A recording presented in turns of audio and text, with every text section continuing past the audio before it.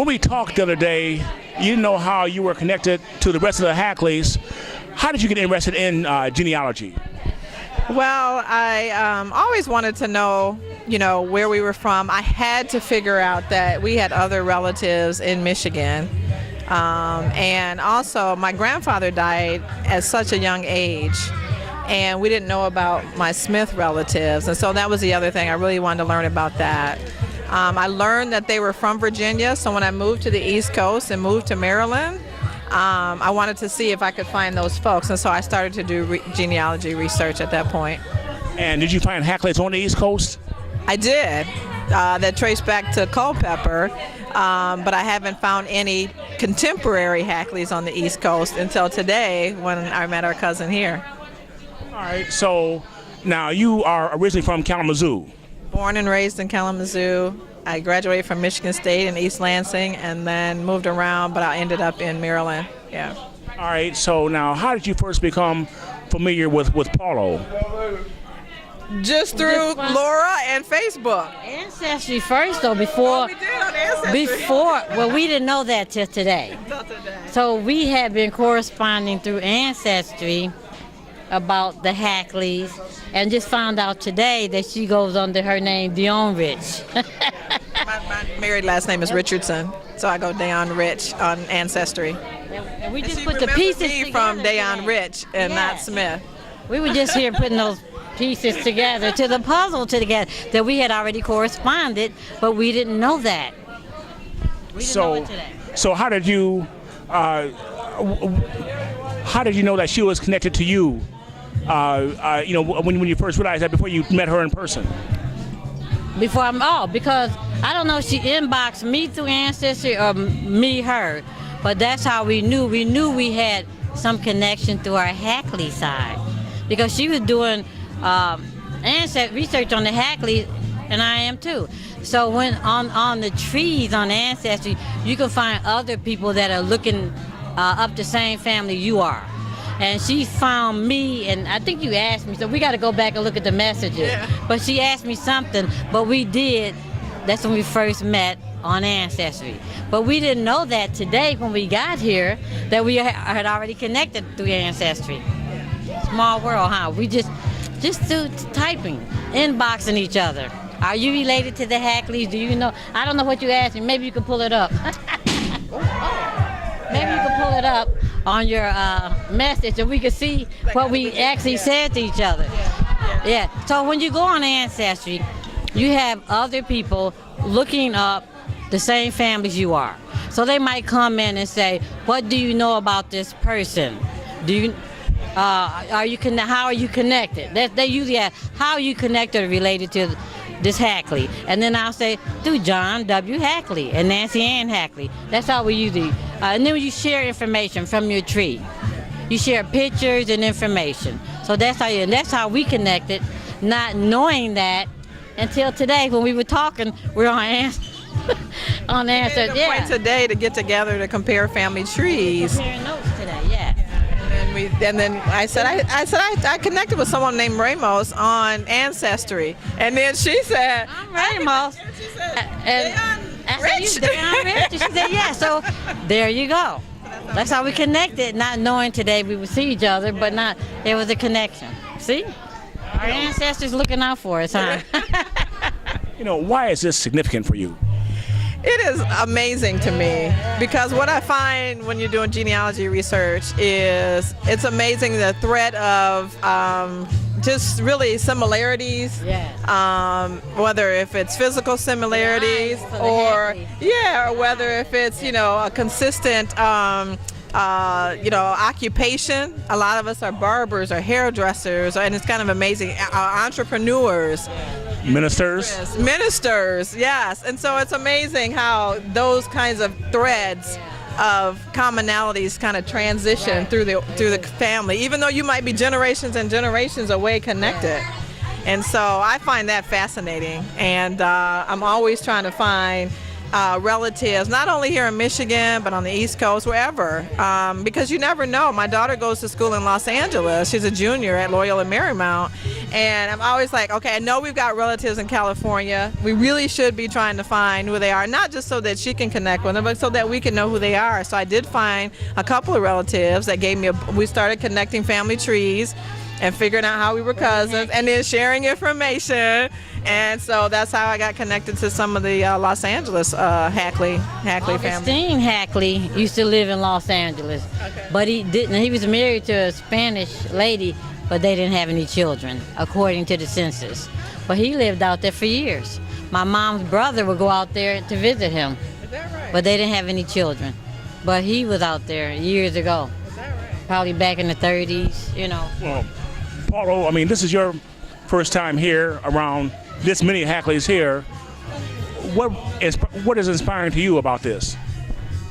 Oh, I said no matter what, I'm getting here to meet my cousins because I've been doing research for years.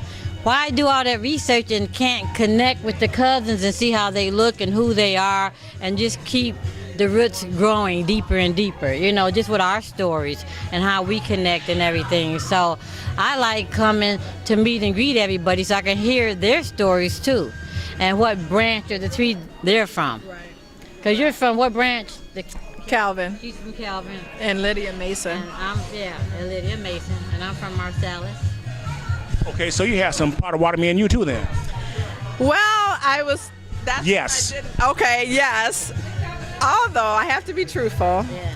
I did do my DNA, and actually cousin Stephen told me I should go through, Ancestry? I went through Ancestry, but he told me I should go through another one as well. 23 Yes, Yeah, he said they 23. have kind of, more, I don't know, I wouldn't say accurate, but they have, a different I was way gonna to do look that at one DNA. too, So he yeah. suggested I do that because when I did my DNA, I also did my mother's and my aunt's. How come we're not connecting our ancestry with our DNA? I don't know why we're not, I'm but gonna go on there and see if I can find you there. Because I'm through You have ancestry. DNA Yeah. as well? Okay. Yes, I have a Okay. DNA. And I So I'm didn't gonna have see. any Native American.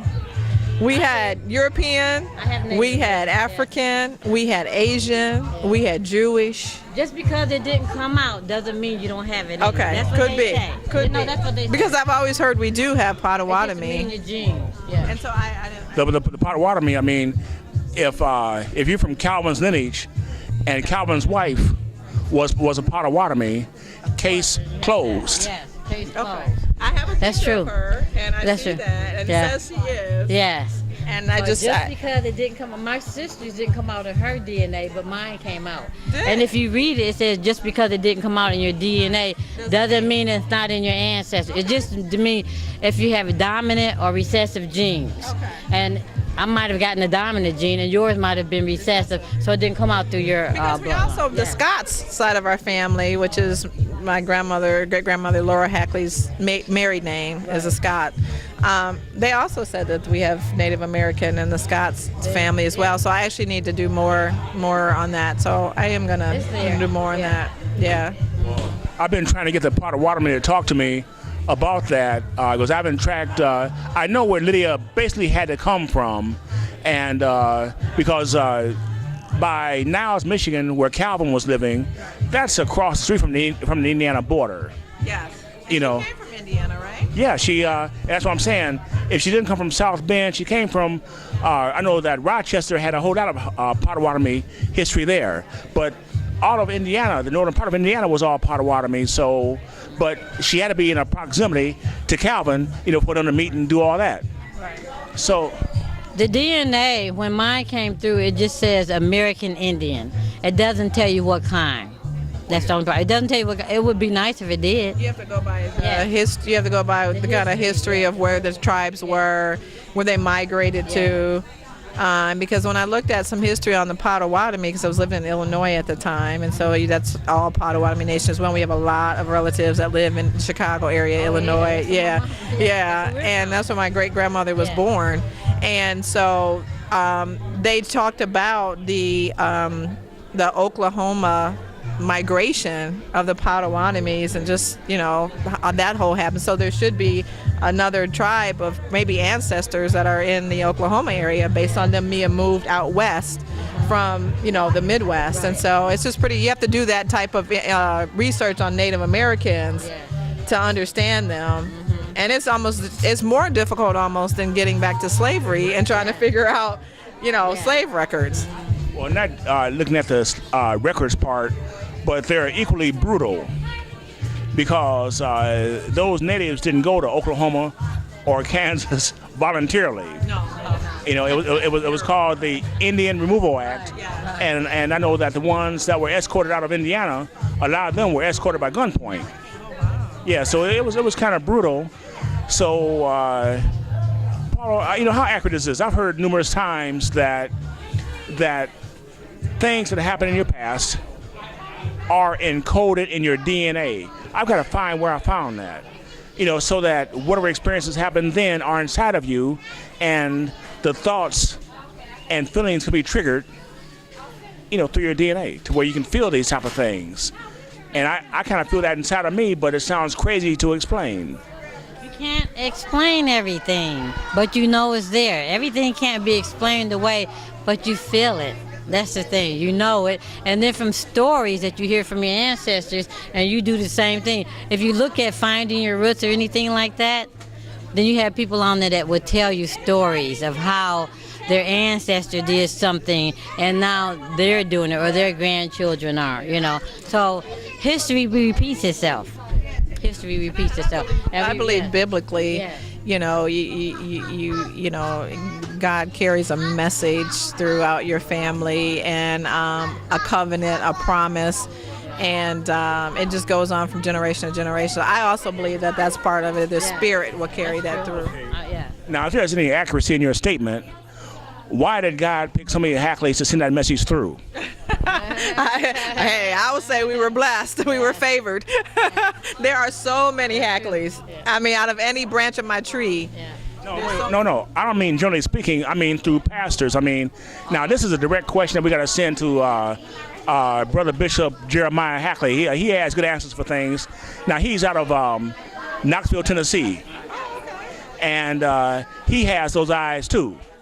And I don't know how we're connected, but I know that we are. Through the eyes. That's the connection right there. The eye. We were talking about that, wasn't it? The eye, yeah. But those kind of abstract questions, he's pretty good at. So I'm going to ask him. I'm going to let him know that you are a female minister. Yeah. And you know, but you know, thinking back to the person that we all came from, the abolitionist pastor John William Hackley, who was helping the enslaved get to freedom. But even though he was free, how can you really feel free when everybody else around you is enslaved? I mean, that had to be a hell of a thing, not only to have in your mind, but at the same time, the belief in God or the belief in the spirit of freedom. I don't have the vocabulary to explain that. Help me. Yeah, I think that that's a tough one. That'll take a long, you know, just some conversation about, because, you know, we don't know God's thoughts. We you know, his thoughts are, you know, higher than our thoughts are, and you know, all we can do is believe. I mean, we believe it, but we're able to motivate others through that spirit. And it's a big difference between just believing something, then you take it and you motivate others to act in that when it could kill them, or they could be killed. You know, I don't know. I mean, maybe I didn't phrase the question right, but it's something that I'm looking for an answer to. There's got to be an answer there as to how can you have that much faith to go in pursuit of, I don't want to say the promised land, but in that case, the promised land was freedom. Purpose. You have a purpose. God has a plan, and He uses all of us for a purpose, and that was their purpose. And it was not by accident that they were born during that time, that they were assigned to that task to fulfill it and to do it. And when you believe in purpose and you have a purpose-driven life, you do that. You know, you feel like you have an assignment, and that's how I would describe it. I know. So, if they were like that, because I've read numerous stories about ministers and people, Hackleys that had that spirit, And if it's truly encoded in their DNA, that might explain that. It could, because I didn't know. I mean, even our relative that has, was the abolitionist in Niles at the church you were referencing before, I didn't know that. And when I went, I said, oh, wow, that's amazing that. And then if you look at just the church that they're going to tomorrow, Allen Chapel AME, my great-grandmother is one of the elders. She was one, and back then, for a female to be a trustee of a church, of an AME church, and to be that involved in church, and just the spirit that runs through our Hackley family, and still to this day we're connected with that church. That's what we, where many of our family, just things happen, whether it was funeralized or weddings and things like that. So I just believe, just like other parts of our DNA, faith carries forward and carries through the family as well. And I believe it's God's favor on our family. Okay, last thing, Paulo. By you bringing your grandchildren here, what did you hope to achieve? What are you setting inside of them? I'm trying to set an example so I can pass down family history to the grandkids. They need to know this stuff.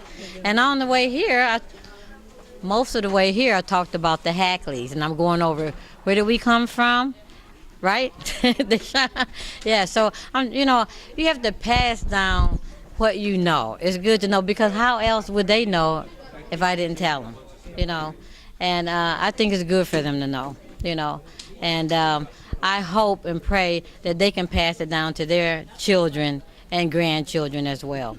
Just keep passing it down. Thank you both very much. Yeah, thank you. You're very welcome. Thank you so much.